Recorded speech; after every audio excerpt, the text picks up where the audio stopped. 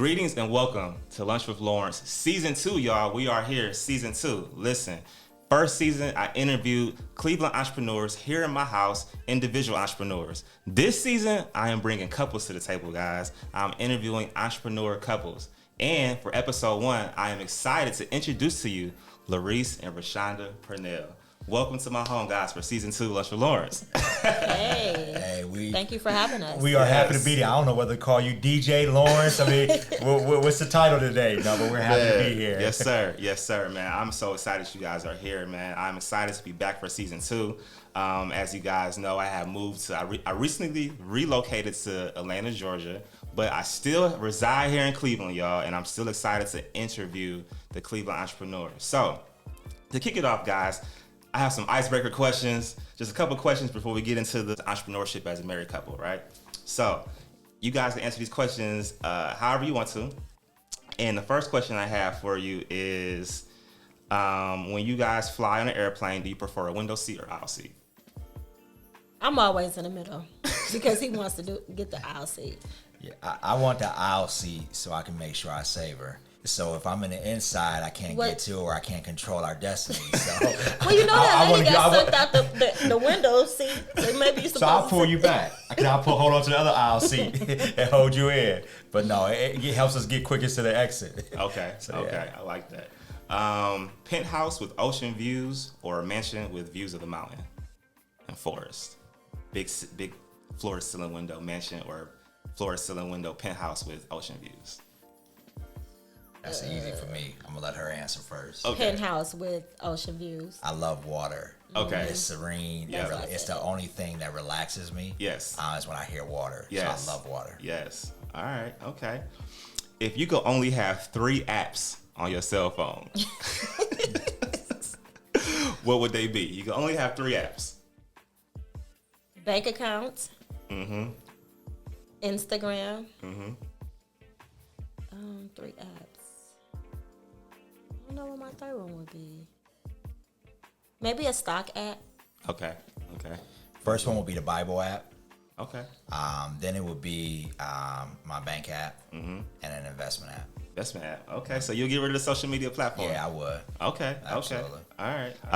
If you had to spend $10,000 today, you had to spend it. You can't put it in a savings account, an investment account, but you had to spend it. What would you spend it on?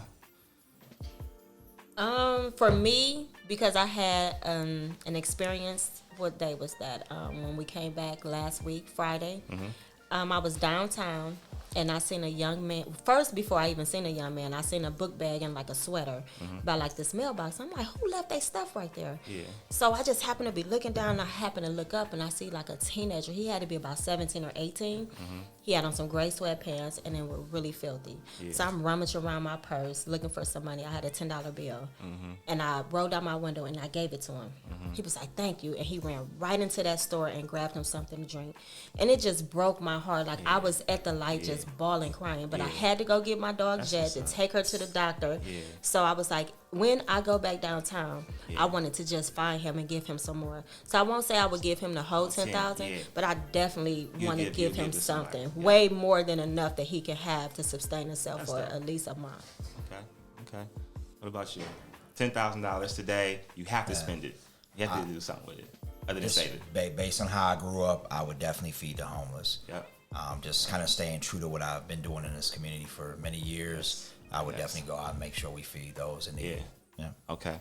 All right. And the last icebreaker question: if you could time travel, would you go back in time to meet your ancestors, or forward in time to meet your descendants?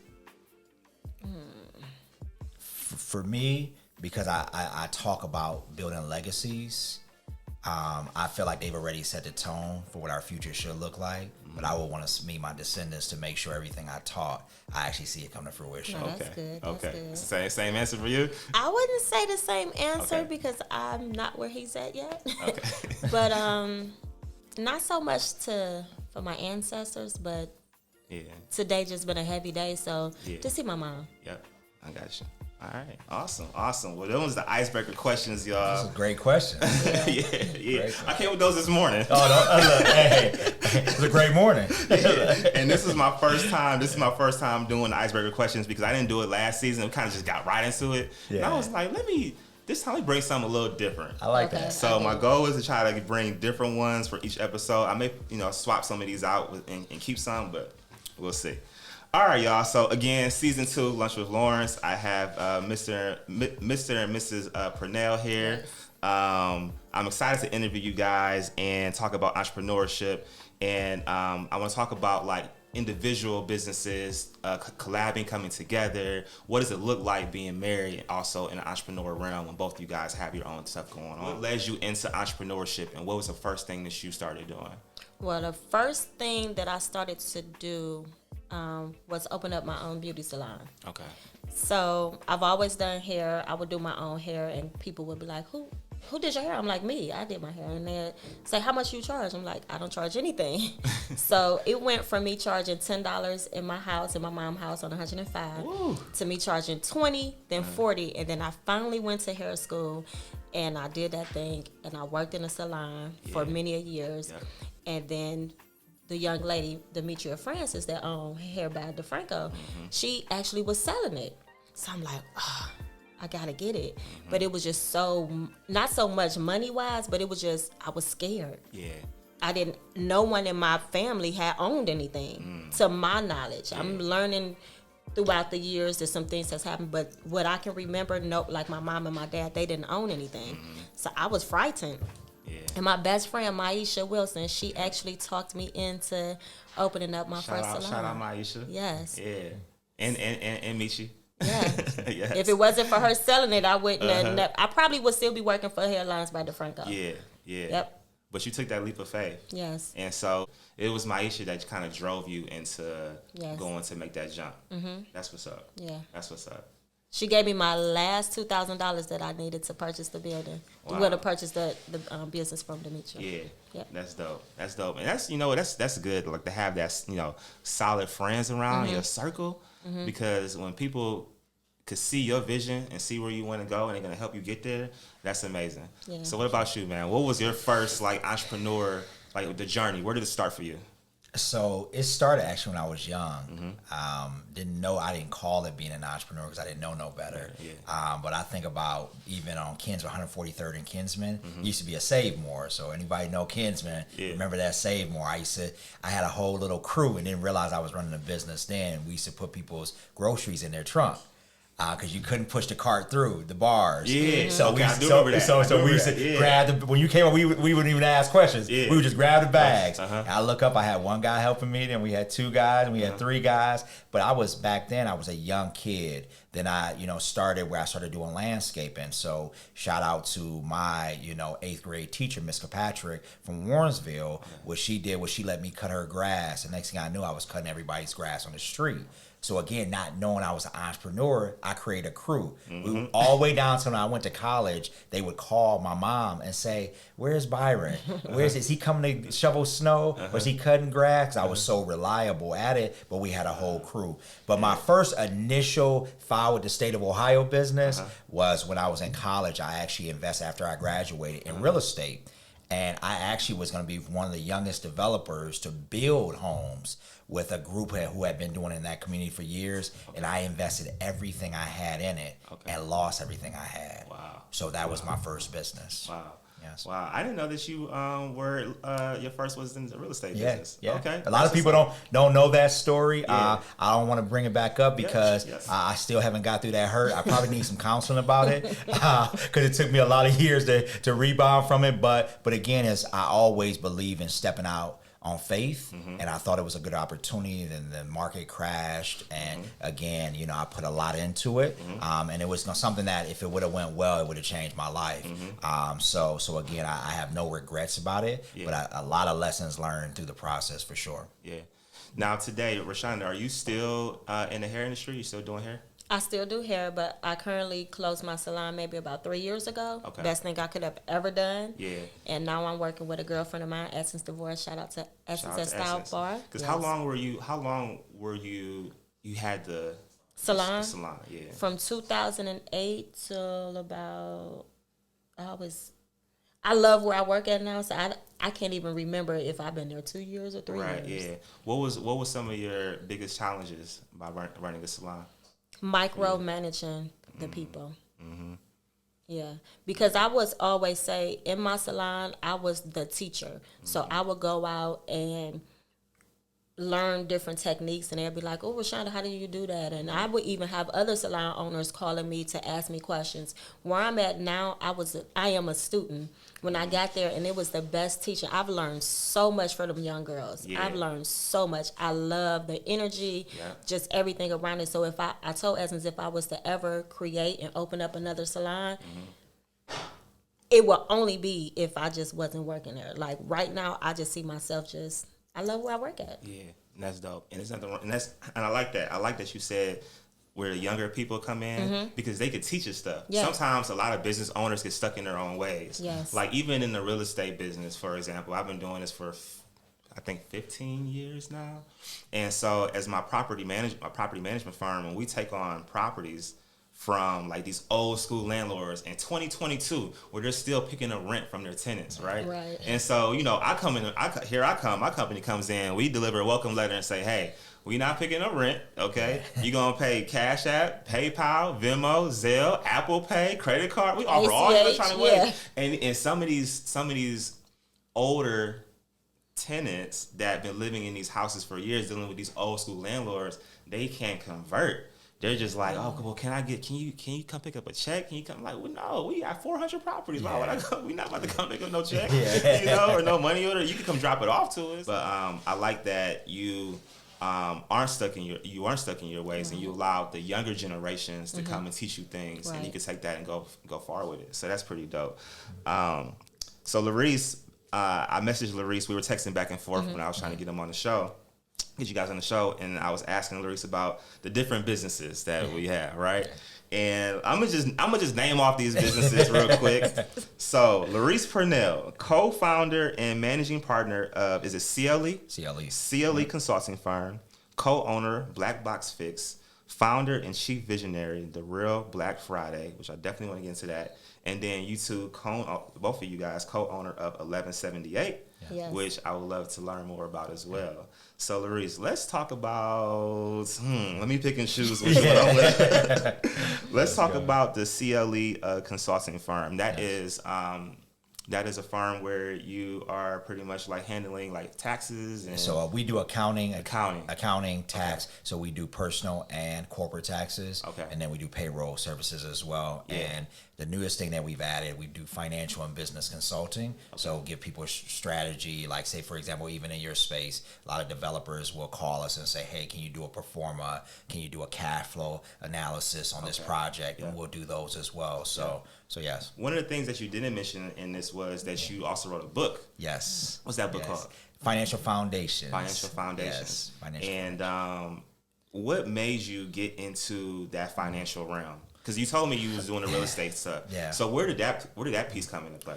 So I decided to write the book. It was one because when I was working in nonprofit and I was working at the church, what I noticed as I would travel the country, even doing speaking, that a lot of people would come up to me. I mean, you would see me at church. I would always have a line after church, and it was everybody had a financial question. Yeah. Hey, tell me about my credit. Hey, I don't know how to save, or whatever the case may be, tax questions. Yes. So I realized that, we got a lot of people in the church shouting, but nobody has good credit.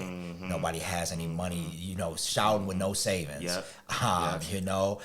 Celebrating with no credit, know. So for me, it was, hey, how do I put something that's digestible? So it took me that was a process. Yeah. What I did was I probably read close to about 50 financial books before I read my book. Before I wrote my book. Yeah. Because for me, what I wanted to see is most people, the average person that picks up a financial literacy book, they usually never get to the end. By the first 3 pages, they go to sleep. So I said, what could I write that will be where the average person could jump on a plane, and by the time they're off that flight, they've digested an entire, blueprint to how to establish a strong foundation. Yes. So again, when I start having like football players, athletes really took to it, because I had a couple professional clients that I was working with. They shared it with their group, and they would, text me like, man, I read your book. It was good. And I knew they read it because I would always ask them questions. Don't tell me you read my book. Hey, you ain't really read it. So I'm like, well, what did chapter 9 say? Right. Let me bring up chapter 9, because I ain't going to ask you about chapter 1, because everybody get through chapter 1. So, but no, but that's what made me, it was just a thing of how I grew up. Okay. And Lawrence, I always say on an interview, we would have so many candles in our house that when I'm older now, I laugh at my mom. I'm like, Mom, I thought I had a lot of birthdays. Because we always had candles in the house. I'm like, I thought I had probably 3 or 4 birthdays a year. Yeah. But what it was is we didn't have no lights because our lights were shut off on multiple occasions because we struggled growing up. So for me, it was like I made a commitment to God is if you give me the tools to help people, I will speak into their lives and help to develop them to build legacy. So man, that's amazing. That's amazing. I love it. I picked the book up a long time ago. I know I've read through it. I'll go ask. Which chapter you get to? Tell me about chapter 7. Sound like then 11. But being in the real estate business, I had picked up just having a good financial setting on early on and learning how to manage money. Yes. Which we will talk about that as well as far as in the marriage realm. Yes. But I know that's really important, man, having just good credit. And one of the things I learned recently, man, is not even learned, but I just got a grasp of it, is business credit. When you can establish that business credit, oh my gosh. And know what to do with it, it will take your business to completely whole new levels. And I just got that established January 2022. Wow. So I'm thank you. I mean, I've been doing business all these years, and I was always paying cash for everything. And using a debit card, which I don't even own a debit card no more. Literally, all I have is credit cards. And I was telling a friend the other day, I was like, man, you have to get rid of listen, don't have a debit card. Put everything on credit. Take advantage of those points. That's a whole other conversation. So we're not going to get into this. I know you're high. We can get to teach it right now. How y'all want to do this? Let's switch the mic up. I'm ready to teach. The real Black Friday, man. You had an amazing Real Black Friday this year. All Star was here in Cleveland. Yes. Had the whole, what's the mall called down Tower City. I mean, thousands of people, man. This isn't your first rodeo doing this, man, but take me back to how you came up with the Real Black Friday, how you started it to where you are now. Is it a smoother process now that you've gone through all these different ones? I've been to all of them. Ones at the Word Church, the ones out at the beach, I've been to all of them, man. So I won't ask you about chapter 7. No, because at least you've been there. So I appreciate it. Black Fridays, man. So, and tell people what the Real Black Friday is and how you came up with the concept and what it does for our people here in Cleveland. What I tell leaders is you got to listen to the people. Sometimes what we do is we create stuff we like versus what the people like. And that's why I wrote the book, because of the demand. The people kept asking me about how to elevate their finances. Same thing with the Real Black Friday. I actually was in Detroit. Never forget that for the rest of my life. Went to Detroit to teach at a church at a financial literacy conference. And when I got done, my line was filled with entrepreneurs. And I realized, so I started to ask, why are you struggling? Well, nobody knows I exist. And I don't have the resources to let people know that I exist. Right. And I heard all the challenges, and I knew that had become like a kind of standard. Everywhere I would speak, I was attracting entrepreneurs. And like I told you, I've been doing this since I was a kid, not knowing what it was called then. But it was the black barbers. It was the black corner store owners, the black McDonald's owners that used to let me at 11 and 12 say, hey, we're going to keep you off the street. There's something different about you. So we ain't going to let you get caught up in the gangs or selling drugs or whatever the case may be. So again, I'll never forget standing on a red chair in my bedroom. Never forget. I got up and I said, I got an idea. I'm going to call it the Real Black Friday. And I called a couple people at that time, and I said, if I'm crazy, tell me I'm going back to bed. I was off. It was a Monday. And they said, you ain't crazy. And so what I did, the first one, I don't know if you remember, the first one I did, what I did was I rented 4 Trailway buses.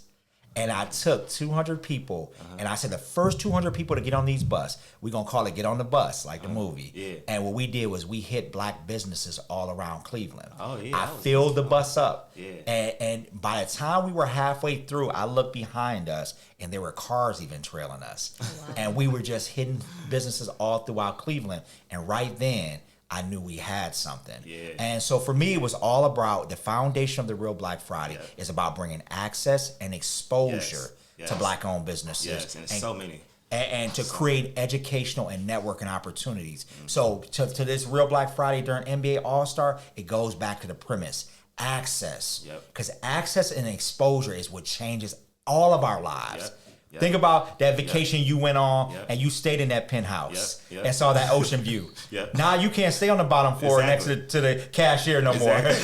Look, you if it don't say 4 or 5 star, Lauren say stay in there. That's real. That's real. So again, because you've been exposed. Yes. So when you think about, you name the places. When I went, I did it at the Word Church. I did it at Edgewater. And people don't realize, we remember as kids, you didn't go to Edgewater because there were needles on the ground. But the reason why I took the black community there was because the Metro Parks took over. And they beautified the place. So I said, you know what? Let's reintroduce Edgewater and the Metro Parks to the black community. Public Square. That's right. Oh, yeah, Public Square. Yep, I was at remember, Public Square. Well. Yeah, you remember. We wasn't going on Public Square because you had to step over all the people sleeping in Public Square, people panhandling in Public Square. But when they redid it, let's reintroduce the black community. I like that. Tower City. I like that. Dying. Yeah. They just introduced a $40 million renovation. They hired the black architect who did the African American Museum in Washington, D.C. to redo Tower City. That's what's up. So guess what? Bring access to the people. Yes. So 4 years from now, people are going to be like, oh, that's why he took us there. Yeah. I was trying to get y'all the game 4 years ago. They're getting ready to redevelop it. That's going to be amazing. So it's going to be amazing. And I love what the city has going on right now. Absolutely. I feel like, man, after Cleveland is just a dope city. I love Cleveland. Wintertime, I'm not a fan of the wintertime, but we all been here all our lives. We still fight through it. But after All-Star, I just realized I just start seeing all these different businesses and black-owned businesses pop up all over the place. I'm like, man, this is so amazing. Like, now I fly back to Cleveland. I feel like I'm on like a little mini vacation coming up. That's right. Like I want to stop here. I want to stop there. You know, Fin and Feather. Shout out to Fin and Feather. Shout out to Going to Filter. That's and right. You know, Z opened up Jade and just all these different places and establishments. Double Nickel and the Girl 55 and just everything House that's of going Creole. on. House of Creole and just That's like I'm just like, man, this is dope. Yeah, this is dope. Right. And it's all happening after the pandemic, and it's like starting to see people, you know, bring more money to the city, and then we got our new mayor. Shout out to Mayor Bibb. So, you know, man, like Cleveland is a really dope city. And I'm going to ask some questions to both you guys towards the end regarding Cleveland.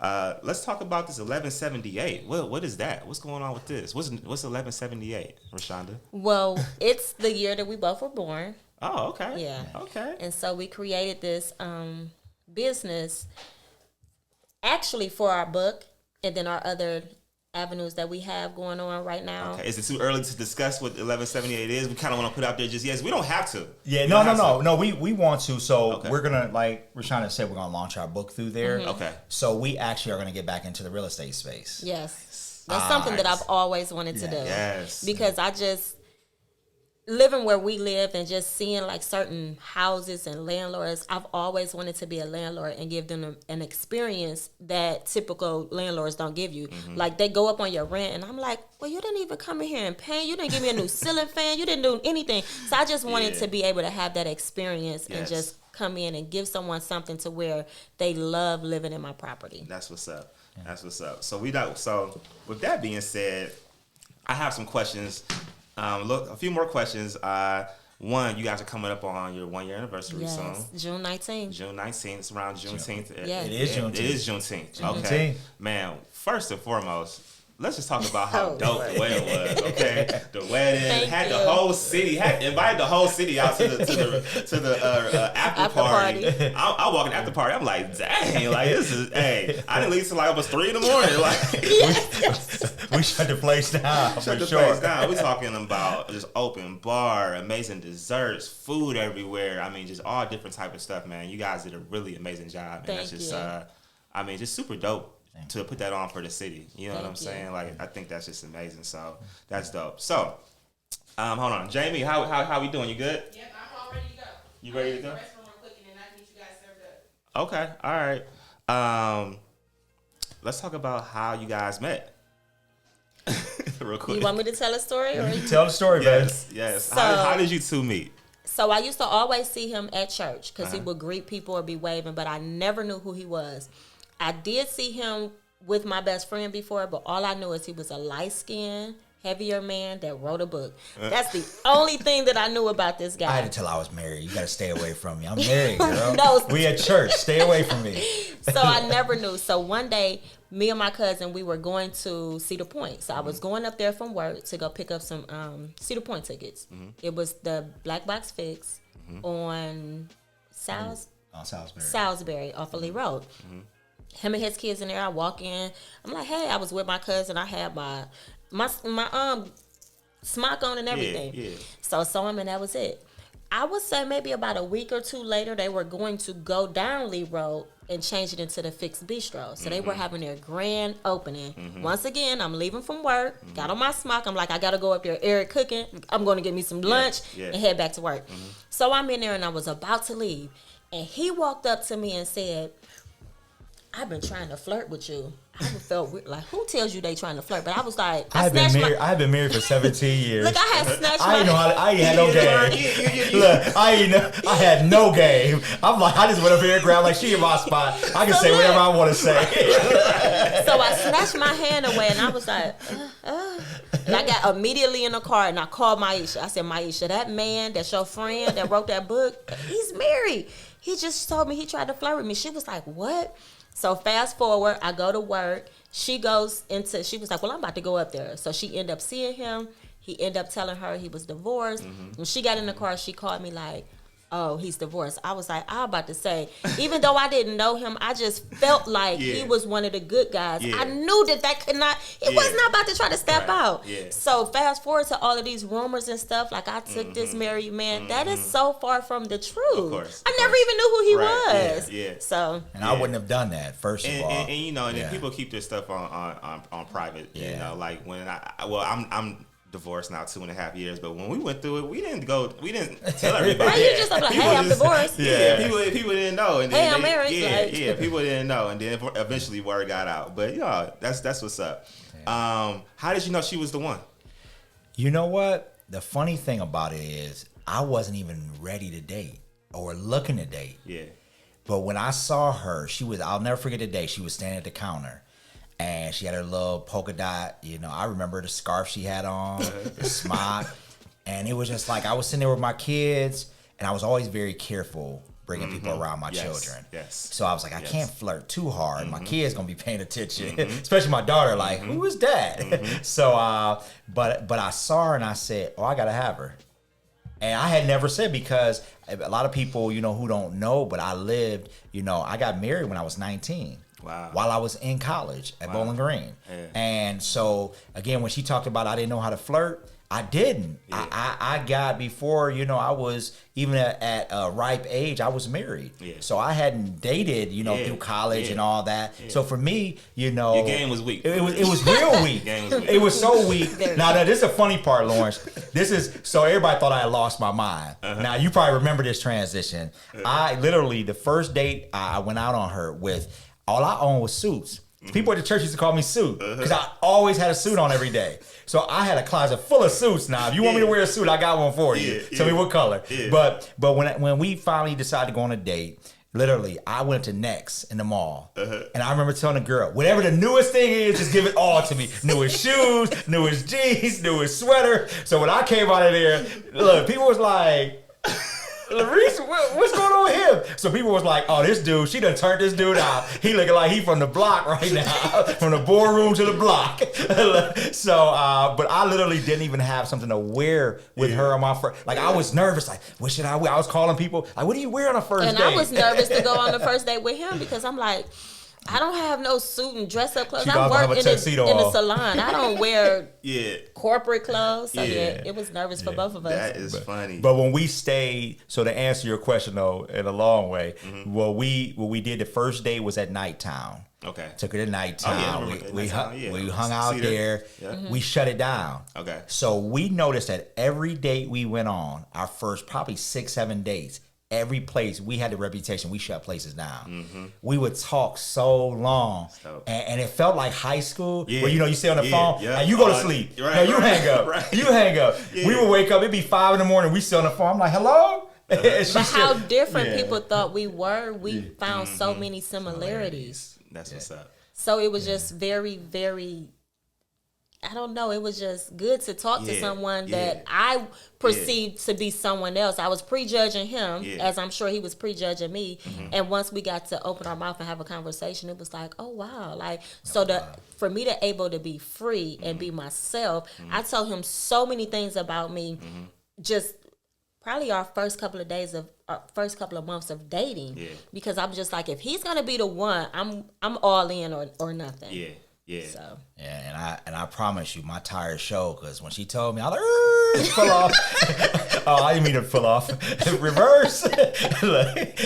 No, but I just joking. But you know what I will tell you, and this is important. We have not really shared this before in any interview, Lawrence. But I feel, I mean, you're a friend, so I can share this with you. It was a lot of heartache dating. A lot of judgment, and not just from the world, but from Christians as well. Yep. A lot of people talked really bad about who my wife was. They was like, oh, he with that street girl. She don't want number, so she money hungry. Oh, all they probably doing is, they probably just having sex all the time and all this. So people really, when I say they were really mean, that's when I found out like how people really could be. And what I'll say, how I really knew that she was the one is the way she stood by me. As people would say just wrong stuff, because at that time I went through a divorce. I transitioned from the word church, and you have people saying all kind of stuff. Of course, people talk. They talk. They gonna make their rumors up, and then they go down the rumor mill and this and this and that. And I'm just like, and I sit there, and what people don't realize, I'm still human. She's still human, and as you are bad mouthing people, that's why to this day we live on that as a couple. We ain't got time to be bad mouthing, because if we truly love our community and love our black people, if we see somebody going down the wrong road, don't dog them. Call them and say, hey bro, I see you might want to make an adjustment of that, man, because I want you to be the best you. But again, so that actually helped us be better people. But again, that's how I knew she was the one, when I can cry on her shoulder and say, I'm hurting today. Like, I heard this, and it's me. And it's like, I know that's not the person. And she got to see who I really was, and she uplifted me, and I was able to uplift her. And they don't realize those hits, it's like getting punched multiple times. It makes a boxer better. It actually made her stronger. So now we can take some blows. You got me over here thinking about trying to find my wife. Find me a wife now, man. Hey, man. I love it, man. This is why you guys are here, man. I'm excited that you guys are. Thank you for sharing those things with me too. I just have a few more questions, and I have a lot of questions, but I don't want to take up too much time. Plus, I want to feed you guys. Okay. Because real quick, Jamie, what did you bring today, real quick? We have seared lamb chops in our signature next level sauce. We have honey garlic salmon fillet over garlic mashed potatoes and sauteed spinach. sounds and then amazing. We also have dessert this season. This is dessert. Y'all can take dessert home. Lamb for you guys. Okay. Okay. All right. Awesome. Well, shoot. So I'm excited. Let me not rush it. But Can we go ahead and end it? No. I think you asked all the questions. This sounds too good. Oh my Oh, Lord. that's so good. Praise the Lord. Thank you. Yes. Ooh. I knew there was a guy. Yes. All right. So I'm gonna just ask a few more questions regarding being married and entrepreneurship. Oh, you can leave mine out. Okay. Yeah. Being married and entrepreneurship, and we could go ahead and eat. So how important is it, like, having a partner that supports your business? Something going on in your business, who do you talk to? Are you able to go to him and then he listens, hears you out, Yes. and lets you know importance to you, gives you advice, Yes. and vice versa, Larese? Oh, So I appreciate him so much, probably more than what he thinks I do. So like when I was struggling at Palmeros, my salon that I had it was literally 1 month shy of 10 years. That's like my baby. So when I came to him with my finances and showed him everything, it wasn't that I wasn't making the money or had the money. I just had bad money management. So for him to come in and help me navigate through that and close up my salon, it just put me in a different mind space. So right now, like, he's like, whatever you want to open, whatever you want to do, if you want another salon, we can open it. But it's me that's saying, hold up. Yeah. So to have someone support me and support my dreams, whatever, if I want to start selling water, he going to figure out what water company to get to. First one. and that's just a beautiful thing, because during my relationships before I met my husband, I was the one that was always pouring into them or uplifting them or helping them out. So to meet someone, it was so refreshing that I can finally have someone love on me and pour into me. Was it difficult? Like, he called me queen for the first time we met, and I was like, don't call me that. My name was Shonda. I thought he was trying to get really fresh. got mad at me. I thought that it was him corny. trying Don't to call just, me that. yeah. I didn't know if it was going to be real. I thought that he was just trying to psychologically make me think that he really liked me, and he didn't. Because I wasn't used to someone calling me queen. Yeah. And so what I felt like is, you know, I treat her like I want somebody to treat my daughter. Yep. And for me, it was you know, queen, you are excellent. I need you to see who you are. Yeah. And I would always push her and say, you are great, man. Yeah. You know, that's just your circumstances. We all have those, and we can overcome them all. Yeah. And so I would always push her. And, you know, for me, it was important that, too, we're going to talk all the way real, because we hear, you know, hopefully somebody has helped as well, it was necessary, if she was going to be my wife, that she shifted her mindset. Because, you know, a lot of times we have women, you know, the saying is, you better ask our brother about his credit. Right. Or when the last time my brother asked a chick about her budget? Like, my credit score now is a 763, and I'm proud to say that. Okay. 763. I'm not snap my fingers. Yes. Snap. Look, that may not be high to some, but where I come from 105 in Hampton off of Superior, that's a big step for me. Listen, that's amazing. All thanks to this guy and his knowledge. But then even what I want to say to her, to give kudos to her, is that she was, in our community, we have trust issues, and it was hard for her to overcome initially. Like, it was always like, she was like, you know, I like, what, you gonna take my money? I'm thinking, like, you gonna try to take all my money? Hey, Loris, I'm like, so that goes to say, I didn't know what this brother had back then. So for them to think that I was a gold digger, no, I'm like, is he about to take my money? Right. And she would really react that way. But down to, though, you know, where she was willing to listen. What I loved about her was that she was willing to be a student, because you know, real leaders are students for life. You know, so I pride myself on that. But for her to take that on as well and say, hey, I'm willing to listen to my husband. This is what he's an expert at. And she would do that. And we would sit down, go through her budget. I'm like, you got to cut that out. You got to cut this out. You got to cut that out. How are you not paying yourself? How don't you not have a 401k? Why don't you have a Roth? Why don't you do this? Well, that means you got to shut that salon down. And the thing is, I can say that publicly, I could have gave her every penny she needed to keep that salon open, and if she wanted it. But I realized that sometimes we pull people out of the storm too early and don't let God deal with them. Yeah, this is good. So she needed to go all the way through the storm, so she didn't have to revisit it. Yes. And I knew through that process, her mindset would be shifted. And it made me appreciate it more. Oh, for sure. Because I did have some people probably thinking like, well, I hear he got this, he should be, and it kind of was like making me feel like maybe he should. Now, don't get me wrong, he helped me along the way, but to do what he could have done, like he said, he could have took care of everything. It made me appreciate it more because I did it all. I fought through it. So it made me just feel better about where I'm at today. That I can stand on when I was 14 and my mother depended on my dad and they divorced. And to see my mom have to struggle and work at a corner restaurant, it's like, I said, I'll never depend on a man for the rest of my life. So that's why I go so hard. He want me to take off some Saturdays, more days, but I love what I do. I love my clients. I love talking to them. I love being around people. I'm a people person. So I want to contribute. Yeah. And some people don't, but that is something that I stand by. I live by 10 toes down. Yeah. That's going to be me for the rest of my life. And then too, Lawrence, a real man uplifts a woman and makes sure if he's not around that she can survive without him. Oh. And for me, Talk that talk, so no, it's just because I've watched Yes. a lot of men in my family die at an early age. Yeah. So for me, it's like, it's one thing, because we always talk about now, and a lot of people in our generation do buy life insurance.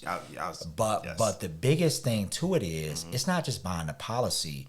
Is if you're gone, what will they do with the policy? Right. So if you haven't educated them, leaving that $1 million means nothing.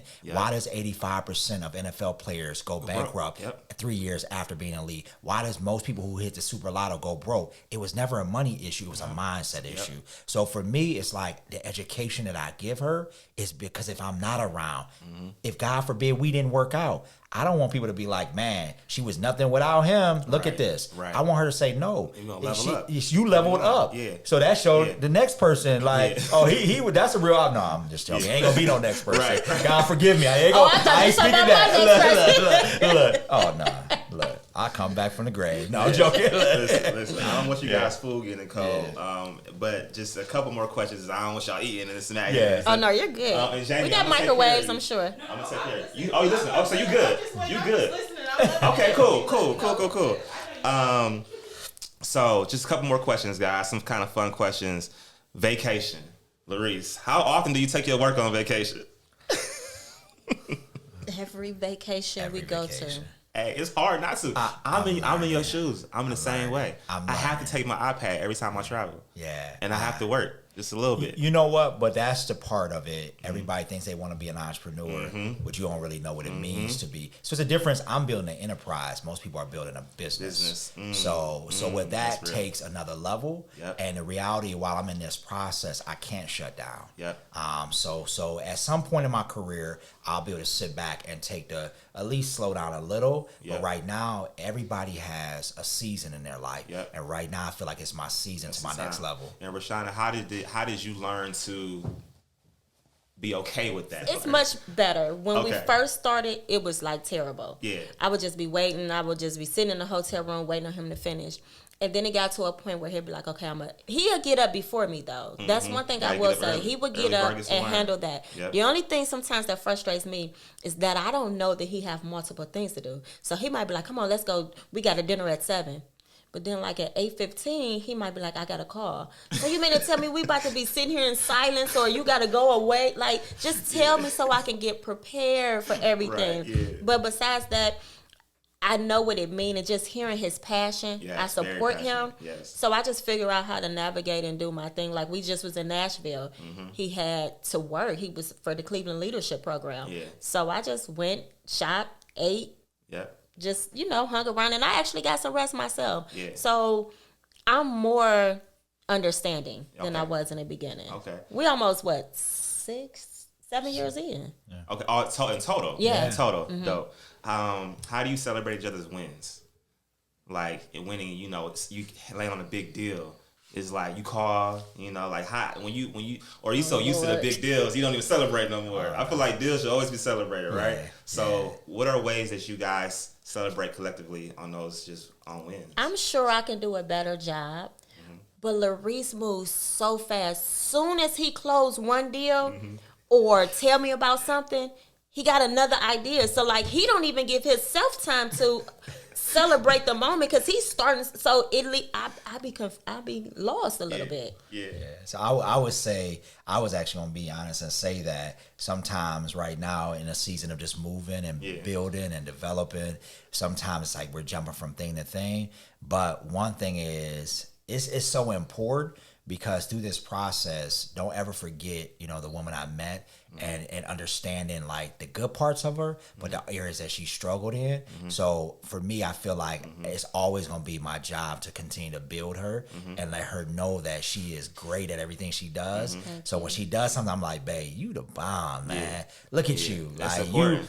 you a dog. Like, so for me it's, Look at that you smile. know, Look at that yeah, smile. Because I had Words- two words of speaking affirmation. engagements. Right, I had 2 speaking engagements recently that he pushed me on. Yeah. And I was so nervous. And this Saturday he actually came and I was like, first when I told him to come, I'm like, oh, I shouldn't have told him because he's an expert in this. He gonna be judgmental. He gonna be telling me you missed this, and to hear him say how good and how I articulated my words, that was very encouraging. So that was, and it's that affirmation, which is being reinsurance and being affirmed. Cleveland, man. So we're gonna get to the end of this interview because the food's looking real good, and I haven't ate today. Did you guys eat today? No, I haven't eaten today. Okay, good. So I'm glad you I know we eat with you. Good. I always ask, and on the last season, I always ask my guests, how do you feel about the city of Cleveland? We kind of touched on it earlier about the new stuff opening up, but how do you guys feel about Cleveland? Is this always going to be your home? You know, do you see yourself getting a place? Like me, I live in Atlanta right now, but I still have my house here, so this is always home for me. And you know, just how do you guys feel about Cleveland overall? So for me, I love Cleveland. This is where I was raised at. I've always saw myself possibly moving. What that looked like, I had no idea. But when I think about traveling with my husband, I'm like, okay, I'm a hairstylist. That's leaving my clients. So that's going to be hard for me. Is the idea there? Yes. But starting over, I don't really know. But we will, if we do, we will definitely keep our home. Okay. And I don't mean to cut you off. Entrepreneur Rashaunda, you know, and you used to get a business here and have your stylist here, and boom, you could travel and you could live it elsewhere. And, you know, even though you guys are together, I like to be in the. It's not about. It's okay. I see what it is for you. I see what it is for because you know, for me, it was hard for me to make that transition to move to Atlanta. But I was like, okay, you know what? I was opposite of you. I'm like, I don't want to be the hands-on no more of the business here. So now I got a team, I could. Literally, I have no business dealings in Atlanta at all. Like, I'm not doing anything there other than watching, you know, have be with my kids. And I watch my kids. No, I don't watch my kids, y'all. I be with my kids. And then, I babysit my kids. I babysit my kids. Being with my children. And then I just, you know, have my laptop out and I run my business, my Cleveland business from there or anywhere for the most part. But what about you, man? How do you feel about Cleveland, man? Where's it going? I'm hopeful. Yeah. The mayor that looks like us, young, dynamic, innovative, creative. The congresswoman, even leaderships in a lot of corporations have changed. And nonprofit and corporate America. So I'm encouraged to see some of the new leadership that is coming in place. But I'll be honest with you, it looks good. Because we've seen a lot of change take place and see nothing happen in our community. But I won't be happy until I see people that look like us actually own buildings in downtown. Own, you know, and we don't get gentrified and not take advantage of all this new development. You know, we were in Nashville this week and 31 cranes. 13% of all cranes in America are in the air right now in Nashville. But you know how many black people own buildings in those developments? 2. 77% of local businesses are in downtown Nashville. You know how many are ran? Less than 5 are ran by black folks. So we're talking about $10 billion right now this year is getting developed right there in that city. So for me, I saw that, I got excited, like this could be Cleveland. But for me, it will not feel like home. It won't feel like success unless I see us be a part of it. But to end that, I would say is Cleveland is not my last stop. I was just waiting for my son to graduate. So as long as my wife is confident and happy with it, we just got to find the right place for us that works for us. So in the next couple of years, we're probably going to try something different. Okay. All right, man. That's what's up, man. Well, listen, Larese and Rashaunda, thank you guys for being the first guest of season 2, Lunch with Lawrence, y'all. Interviewing entrepreneur couples. I appreciate you guys so much good content that we have, good conversation. And I ain't gonna lie, I have way more questions. We didn't even talk about Black Box Fix and some other stuff, but we can talk about that stuff off camera while we eat. And thank you guys. Thank you for having us. Thanks for having us. This was exciting. I love this. Proud of you, man. Hey, I appreciate it. Keep doing it. Keep lifting our people up, man. And proud of the work that you do in your business. May God just continue to give you much success as well. Yes, sir. Thank you. That's a wrap, Dad. Thank you.